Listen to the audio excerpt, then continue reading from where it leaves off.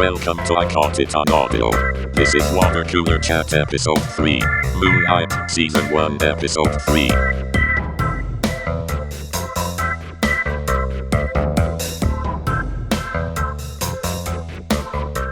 Hello and welcome back to another episode of I Got It on Audio, a 64 Tacos podcast. Today we're going to be talking about the Moon Knight series on Disney Plus, specifically the third episode. So if you haven't seen it yet, there will be spoilers. And let's start with the synopsis of the episode, which is with Mark in the forefront and Harrow ahead. Mark and Layla navigate Cairo for intel. So in this episode, basically they're looking for a way to find what's the god's name again? Ammit. Yeah. And trying to get there before Harrow does. What did you guys think of this episode? I thought it was good. Yeah, me too. Yeah. What did you like about this one, Matt? I liked that we were seeing things more from Mark's perspective this time. That was fun. And how, because in the previous episodes, Mark's been a nuisance to Steven, and this time Steven's the nuisance to Mark. So that's a fun twist on it. Mm-hmm. I liked seeing the other Egyptian gods, or at least their avatars. That was fun. I had some problems with the whole trial of Harrow scene. It kind of, to me, it felt like really bad D&D role playing. Like, Yeah.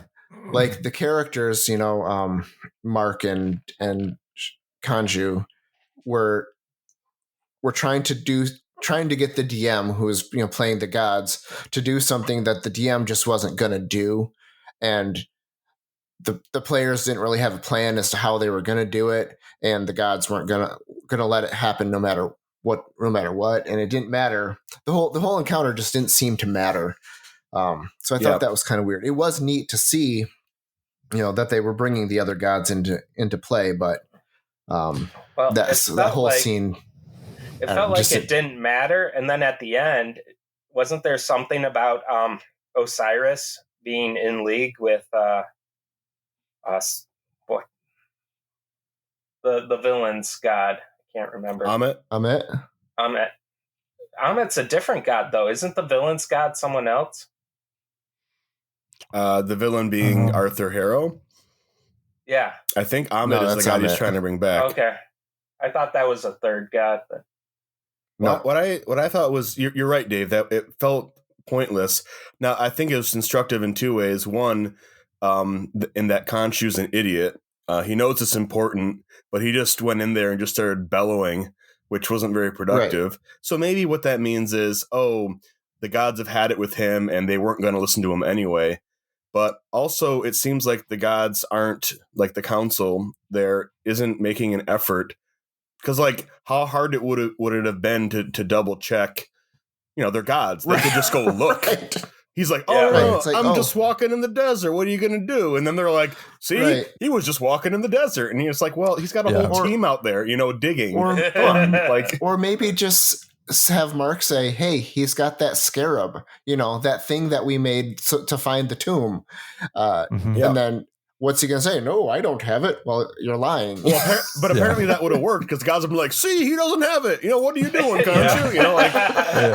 It seemed like they were idiots, and Khonshu handled it like an idiot. Like he just started shouting. Yeah. And it was like, it was bad D&D.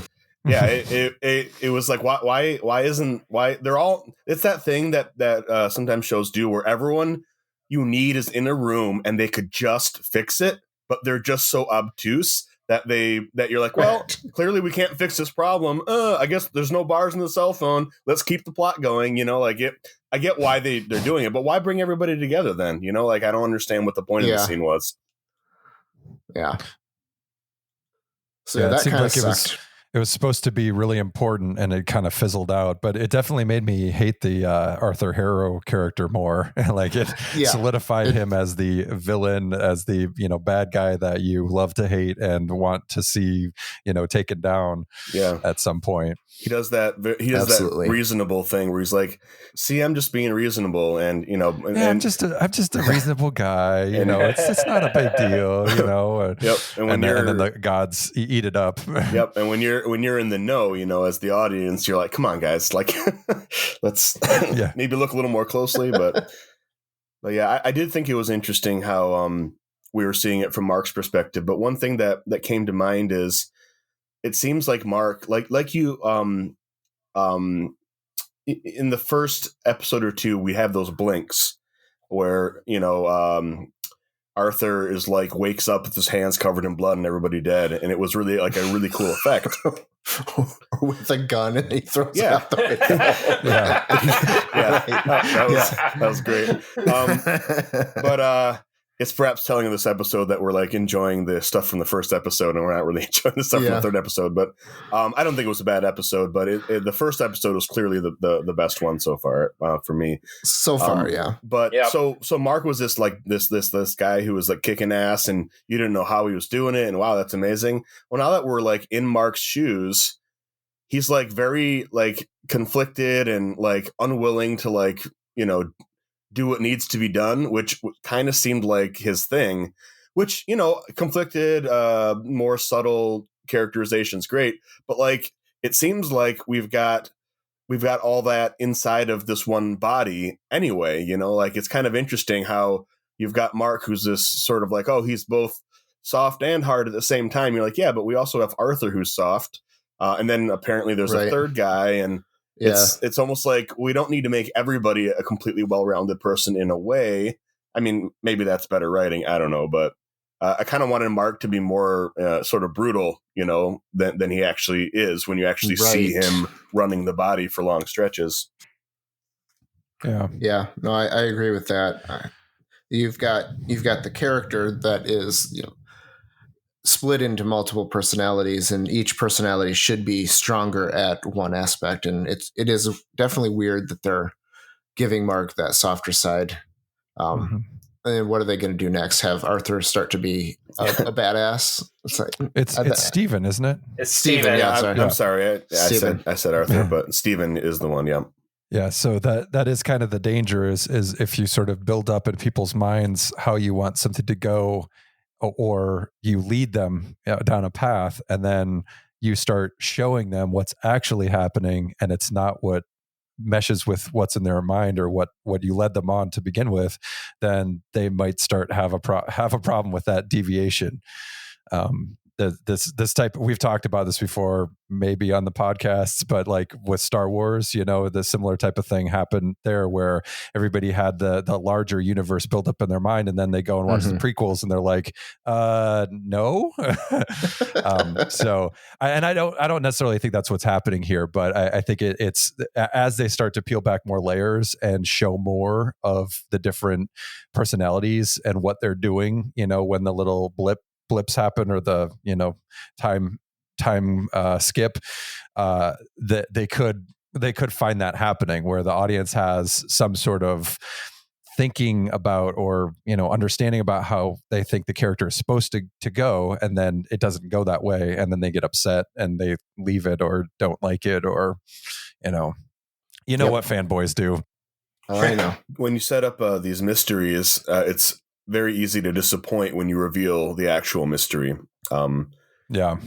Which, that's just kind of goes with it, but it makes the opening really, really fun. And these last two episodes haven't been bad. I just feel like they're definitely a step down from the first one.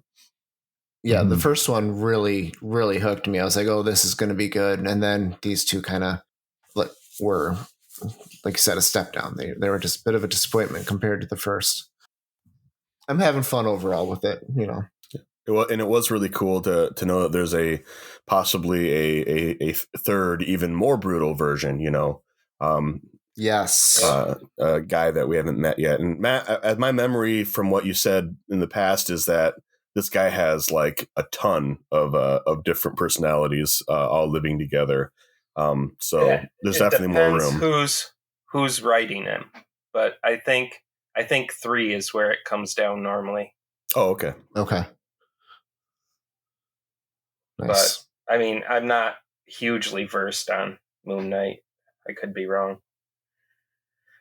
The comic I read was really good, but he only had 2 or 3 personalities he popped between regularly. Okay. So how is this comparing to the comic so far, in your opinion? The story's completely different. This is the more recent story that I didn't read. Okay. But as regards to, it starts out really strong and then kind of fizzles. That was my experience with the comic book. Interesting. We got 3 more episodes to see if they can, they can hold it together. I don't think it's fizzled yet, but it definitely is. No. Slightly downward trajectory, but still good. It's still an enjoyable watch. Yeah, I'm enjoying it, but episode 1 was the best. Yep. All right. Anything else? Any other thoughts?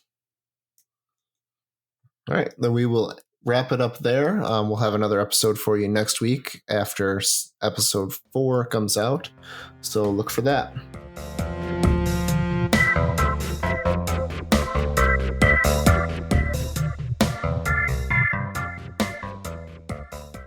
I caught it on audio.